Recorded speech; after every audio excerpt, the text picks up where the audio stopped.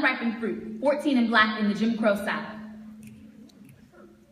June 1944, 14-year-old innocent George Stinney Jr. was executed for the death of two little white girls. August 1955, 14-year-old Emmett Till is brutally murdered for whistling at a white woman. September 1963, 14-year-old Addie Mae, Cynthia, Carol, and Denise killed in a white supremacist church bombing in Birmingham. George Stinney Jr., the story you have not heard. Summertime in South Carolina, a time to be free, a time to grow into your wings. Instead, an all-white jury clipped them, they decided your fate.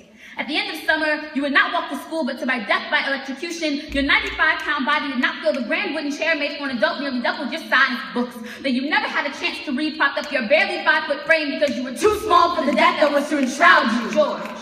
Straps, electrodes, inhumanity, and racism were all complicit in your demise. Your childlike eyes watering from behind the mask made far too big for your prepubescent features. The mask fell off for a reason. They say you asked why. Why you were being punished for a crime that you did not commit, but they did not fear you as your soul took flight from behind a body broken by a system that was broken itself, soaring behind the spirits of the men who went before you. Emmett Till. I want to let you know that your name will never be forgotten. That your smile and laughter and the things that made you a little black boy will not leave our hearts. Your mother left the casket open for a reason. She wanted to make sure that everyone could see the little black boys do fly, even if their bodies are sunken in the Tallahatchie River. Dear Emmett, I want to let you know that those men have finally been punished for torturing your body for a black code you had not yet learned to decipher. They have to live with your heroic departure, the guilt of your death, the forever burning light of our determination to end this suffering that none of us would have wanted for ourselves. Forgive us for not making sure that iron bars and scarlet letters were branded onto your murderous chests. Forgive us for not ending the hatred before it had to end you. Little brown girls in Birmingham. I saw your grins, stretching and snapping like charred skin against bloody bones, sweating fingers gripping each other's as you slipped into unconsciousness. You grinned because that white man didn't know. He didn't know that little black girls could steal light from the corners of stars and take it as their own in a realm of darkness.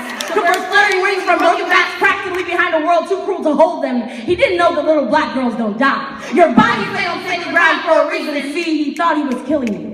He didn't know that they tried that with your people before, that black men were brought in chains for the fear that their feet would beat the bloodstained earth and take off flying back to Mother Africa, that being black and female in 1963 could have been more of a tragedy than a blessing. He didn't know that murder isn't possible for a kind that's already been declared dead, that wings and flight and escape are more familiar to your people than anything else, that you could all skip over rivers in one step and sit on the curves of crescent moons, could we freshly pressed church dresses hanging from trees like swinging black bodies in favor of immortality. They didn't know that black youth couldn't die. They didn't know that we could always fly.